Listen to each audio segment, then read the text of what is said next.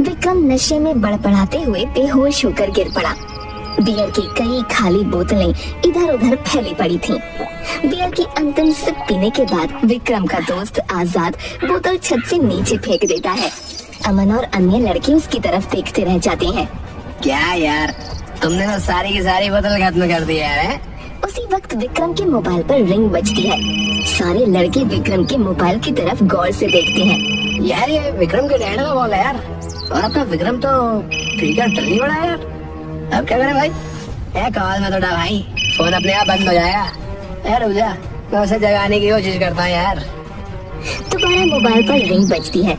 अमन विक्रम को जगाने की कोशिश करता है। अरे यार, अरे उठ भाई। ओ भाई देख, तेरे डैड का कॉल आ रहा है यार। आजाद पानी की बोतल लेकर पानी के कुछ छींटे विक्रम के चेहरे पर मारता है। विक्रम की आंखें खुल जाती हैं। अबे साले, तुम दोस्त हो या दुश्मन बे? अरे यार तेरे डैड का कॉल आ रहा है यार। विक्रम हड़बड़ाकर उठकर बैठ जाता है और झट से अपने मोबाइल को हाथ में लेकर कॉल रिसीव करता है। Yes dad. बेटा मैं कब से तुम्हें कॉल कर रहा था। तेरी मम्मी और मैंने तेरे लिए एक लड़की पसंद की है। अपने पास के मंदिर वाले पुजारी ने तेरी मम्मी को वो तस्वीर दिखाई है। पर डैड अभी मेरी पढ़ाई तो पूरी हो जाने दीजिए। अरे बेटा, हम कौन सी तेरी शादी कल के कल कर रहे हैं। तेरी पढ़ाई पूरी होने के बाद ही तेरी शादी करेंगे, फिक्र मत कर। और हमने तस्वीर देखी है, लड़की दिखने में बहुत अच्छी है, और तो और तेरे हॉस्टल से थोड़ी दूर पर ही रहती है। मैंने उसकी तस्वीर और एड्रेस तुझे व्हाट्सएप कर दिया है, तो देख ले। अगर तुझे पसंद आए तो हम बात आगे बढ़ाएंगे, वरना कोई बात नहीं। विक्रम अपने दोस्तों की तरफ देखता है। सारे दोस्तों के चेहरे पर मुस्कान होती है। विक्रम इशारे से उन सबको शांत रहने के लिए कहता है। ओके डैड, मैं फिर कभी मिल लूंगा। फिलहाल अभी मैं अपने दोस्तों के साथ अपनी स्टडी में बिजी हूँ। ओके बेटा, मैं फोन रखता हूँ। Love you dad. Love you too बेटा। कॉल कट जाती है। विक्रम मोबाइल पर व्हाट्सएप खोलता है और मोबाइल स्क्रीन पर एक सुंदर लड़की की तस्वीर होती है। उस तस्वीर के नीचे पुष्पा नाम लिखा होता है। नाम देखते ही सभी के चेहरे खिल उठते हैं और खुशी से वो सभी झूम जाते हैं। पुष्पा, पुष्पा। तस्वीर के नीचे एड्रेस दिया होता है। B21 शाह मोहल्ला मंदिर वाले गली के सामने, सहारनपुर। अब तो इस लड़की से मिलना ही पड़ेगा। विक्रम भाई तो एक नंबर है भाई। अगर ये तुम्हारी जिंदगी में आ गई तो समझो लाइफ सेट है भाई। तो सही बोल रहा यार, ये लड़की पूरी परी है, परी। इसके लिए तो मैं अपनी जान तक दे सकता हूँ यार। विक्रम मोबाइल पर लड़की की तस्वीर चूम लेता है। यस। दूसरी तरफ नेहा के घर पर नेहा के पूरे चेहरे पर स्कार्फ बंधा होता है। नेहा आईने के सामने बैठ अपने हाथों में कंगन पहन रही होती है। उसी वक्त दरवाजे पर नॉक होता है। नेहा टेबल से उठकर डोर खोलती है। सामने विक्रम खड़ा होता है। विक्रम की आंखें नेहा की आंखों से टकराती हैं। नेहा एकटक विक्रम को देखती ही रह जाती है। तुम्हारे यहाँ अंदर बुलाने का चलन नहीं है क्या? प्लीज अंदर आइए। विक्रम कमरे के अंदर आता है। नेहा चेयर की तरफ इशारा करते हुए विक्रम से बोलती है, बैठ जाइए। विक्रम चेयर पर बैठ जाता है। नेहा चुपचाप खड़ी होती है। तुम यहाँ पर अकेली रहती हो और कोई घर में नजर नहीं आ रहा? नहीं, मेरे पिता मेरे साथ रहते हैं। वो इस समय अपने काम पर रहते हैं। खैर, मैं यहाँ पर पुष्पा से मिलने आया हूँ। उसकी तस्वीर मेरे मॉम डैड ने शादी के लिए मेरे पास भेजी है और मुझे उसकी तस्वीर पसंद आ गई है, लेकिन मैं अपने आप को रोक नहीं सका और उसकी तस्वीर देखने के बाद उससे पर्सनली एक बार मिलना चाहता हूँ। कहाँ है वो? उसे एक बार बुला दो। तुमने पहचानने में भूल कर दी। पुष्पा तुम्हारे सामने खड़ी है। क्या? विक्रम चेयर से उठकर खड़ा हो जाता है। नेहा के करीब जा अपने हाथों में उसके हाथ थाम लेता है। मुझे माफ करना, अपना स्कार्फ निकालकर अपना ब्यूटीफुल चेहरा तो दिखा दो प्लीज। चेहरा देखने के बाद तुम्हारे पैरों तले जमीन खिसक जाएगी। मैं बेताब हूँ।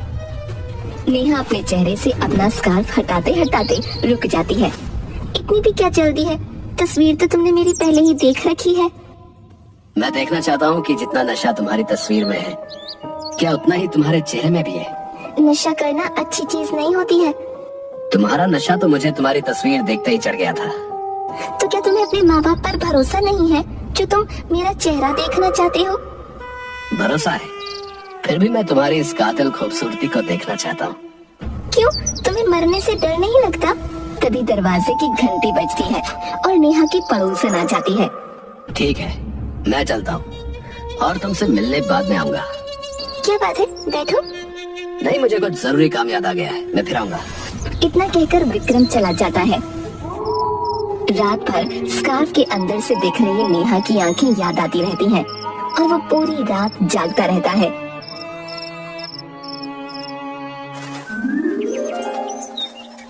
दूसरे दिन वो फिर से नेहा से मिलने पहुंच जाता है। नेहा दरवाजा खोलती है। तुम आज फिर आ गए, क्या हुआ? रात भर सो नहीं सके? नहीं, बस इधर से गुजर रहा था तो सोचा तुमसे मिल लेता हूँ। अंदर आओ। आज तो अपनी खूबसूरती का चांद मुझे दिखा दो। कल तुम्हारी पड़ोसन ने आकर सब गड़बड़ कर दी थी। नेहा हंसने लगती है। मुझे पता था, इसीलिए आए हो तुम। लेकिन एक बात तो तुम्हारे बारे में मुझे पता चल गई, तुम्हारे अंदर सब्र नाम की चीज नहीं है। तुम्हारी आवाज सुनने के बाद और तुम्हारी आंखें देखने के बाद ये सब्र किस चिड़िया का नाम है मैं तो भूल ही गया। बस बहुत हो गया, आज तो मैं तुम्हारा चेहरा देख कर ही जाऊंगा। मेरी खूबसूरती तुम्हारी आंखें बर्दाश्त नहीं कर पाएंगी। चाहे मेरी जान भी चली जाए, लेकिन आज तो मैं तुम्हारा चेहरा देख कर ही जाऊंगा। ठीक है, अगर तुम्हारी यही जिद है तो आज मैं तुम्हारी ये हसरत पूरी कर देती हूँ। नेहा अपने चेहरे से स्कार्फ हटाती है। विक्रम नेहा का चेहरा देखते ही चिल्लाकर अपना मुंह मोड़ लेता है। नेहा का चेहरा पूरी तरह से जला हुआ था। विक्रम, तुमने पहचाना मैं नेहा हूँ, जिसकी जिंदगी तुम्हारी वजह से बर्बाद हो गई। एक समय था जब तुम मेरे प्यार में दीवाने थे, दिन रात मेरा पीछा किया करते थे। और जिस दिन मैंने तुम्हारे प्यार को ठुकरा दिया, उसी रात कुछ अनजान लोगों ने मेरे चेहरे पर तेजाब फेंककर मेरा चेहरा पूरी तरह से बर्बाद कर दिया। और हमारे देश की लाचार पुलिस और कानून व्यवस्था तुम्हें एक दिन भी सलाखों के पीछे नहीं रख पाई। मैं क्या कर सकता हूँ? मैं पूरी तरह से निर्दोष था, इसलिए पुलिस ने मुझे छोड़ दिया। ये क्या नहीं कहते तुम्हारे डैड के पैसों के सामने पुलिस बिक गई? अब तुम्हारी जिंदगी बर्बाद करने वाला कोई और होगा, लेकिन इस टाइम मैं पुष्पा से मिलना चाहता हूँ। प्लीज एक बार उससे मिला दो। जिस दिन से उसकी तस्वीर देखी है मैंने, उस दिन से बस दीवाना बन बैठा हूँ उसका। फिक्र मत करो, वो टाइम भी जल्द आएगा जब तुम्हारा सामना पुष्पा से होगा। लेकिन अब तुम यहाँ से जा सकते हो। विक्रम कुछ सोचते हुए नेहा के सामने से मुड़कर चला जाता है। नेहा गुस्से में टेबल पर रखे ग्लास को उठाकर शीशे पर फेंकती है और शीशा टूट जाता है। दूसरी तरफ विक्रम अपने दोस्तों के साथ सिगरेट पी रहा होता है। सारे दोस्त बारी बारी से एक ही सिगरेट एक दूसरे के पीने के बाद पीते हैं। उसी वक्त विक्रम के मोबाइल पर रिंग बजती है। देख यार, तुझे कौन याद कर रहा है? विक्रम, ये जरूर तेरे मॉम डैड का कॉल होगा। रुक, मैं मोबाइल लेकर आता हूँ। अमन विक्रम का फोन लेकर आता है। हेलो, कौन बोल रहा है? हेलो, क्या मैं विक्रम जी से बात कर सकती हूँ? यस, मैं विक्रम बोल रहा हूँ। आप कौन? दूसरी तरफ से कोई आवाज नहीं आती। हेलो, मैं विक्रम बोल रहा हूँ, कहिए। दूसरी तरफ एक खामोशी होती है। हेलो, क्या आपको मेरी आवाज सुनाई दे रही है? फोन कट जाता है। किसका फोन था भाई? पता नहीं यार, कोई लड़की थी। नहीं लड़की, तेरी किस्मत सही है भाई, एक जाती नहीं कि दूसरी आ जाती है। विक्रम मुस्कुराता हुआ वहाँ से चला जाता है। कुछ दिन तक इस अनजान कॉल का सिलसिला चलता रहा। फोन पर कोई हेलो बोलता और बाद में कुछ भी नहीं बोलता। थोड़ी देर बाद फोन कट जाता। एक शाम विक्रम अपने दोस्तों के साथ बैठा था कि फिर तभी विक्रम के फोन की बेल बजी। जरूर तेरे मॉम डैड का कॉल होगा। नहीं यार, ये मेरे मॉम डैड का कॉल नहीं, किसी अनजान लड़की का कॉल है। लड़की? जरूर वो तेरे प्यार में पागल हुई होगी। और तेरी किस्मत के क्या कहने यार, हर बार एक नई लड़की फंसी जाती है। फिर जरूर अपने कॉलेज की होगी, तो जल्दी से उसे प्रपोज क्यों नहीं करता? हम सब तेरे लिए एक दिन के लिए कमरा खाली कर देंगे, फिर तो तेरे मौजा ही मौजा। ये सब तो ठीक है यार, लेकिन मैं जानता नहीं कि वो कौन है। जब भी उसके कॉल को रिसीव करो, कुछ बोलती नहीं। कुछ बोलती नहीं मतलब गूंगी है क्या? नहीं यार, बेचारी सीधी सादी होगी, तो ही उसे सही से लाइन नहीं दे रहा होगा, समझा? तो शायद सही बोल रहा है, उसे सही लाइन पर लाना होगा। लेकिन तुझे तो पता है, मुझे गोरी चमड़ी वाली लड़कियां बहुत पसंद आती है यार। और न जाने ये कैसी है, मैंने इसे देखा तक नहीं है। उसी वक्त दोबारा विक्रम के मोबाइल पर रिंग बजी। सभी बड़े गौर से टेबल पर रखे मोबाइल की तरफ देखते हैं। विक्रम धीरे धीरे टेबल की ओर बढ़ता है और मोबाइल को अपने हाथों में लेकर चूमता है। मोबाइल पर आ रहा कॉल अननोन नंबर से था। विक्रम कॉल रिसीव करता है। हेलो, मैं तुमसे मिलना चाहती हूँ। लेकिन आप हैं कौन? मैं आपको पिछले 6 महीने से देख रही हूँ और मन ही मन आपसे प्यार करने लगी हूँ। मैं आपकी क्लासमेट हूँ। तुम्हारा नाम क्या है? मिलने पर मैं सब बता दूंगी। सो आप मुझसे मिलने पहाड़ी के पीछे सूरज ढलने के ठीक बाद आ जाना। विक्रम पुष्पा की बातें सुन के कुछ समझ नहीं पाता। उसके दोस्त विक्रम को इशारे से हाँ कहने के लिए कहते हैं। ठीक है, मैं तुमसे मिलने आज शाम को आऊंगा, तो मेरा इंतजार करना। कॉल कट जाता है। शाम के समय विक्रम बाइक चलाकर पहाड़ी के पीछे पहुंच जाता है। विक्रम बाइक को स्टैंड पर खड़ी कर बाइक से नीचे आता है। विक्रम अपनी नजरें चारों तरफ घुमाता है, उसे कोई नहीं नजर आता। सूरज ढल रहा होता है कि तभी विक्रम की नजर पहाड़ी के कोने पर एक चट्टान पर बैठी हुई एक लड़की पर पड़ती है। लड़की विक्रम की तरफ अपनी पीठ करके बैठी थी। विक्रम उसके पीछे से चलते हुए उसके करीब गया। तो तुमने ही मुझे कॉल किया था? एक पल के लिए लड़की ने कोई जवाब नहीं दिया। मैं तुमसे ही बात कर रहा हूँ, क्या तुमने ही मुझे कॉल किया था? लड़की दोबारा कोई जवाब नहीं देती। विक्रम गुस्से में उस लड़की का हाथ पकड़ अपनी तरफ खींचता है।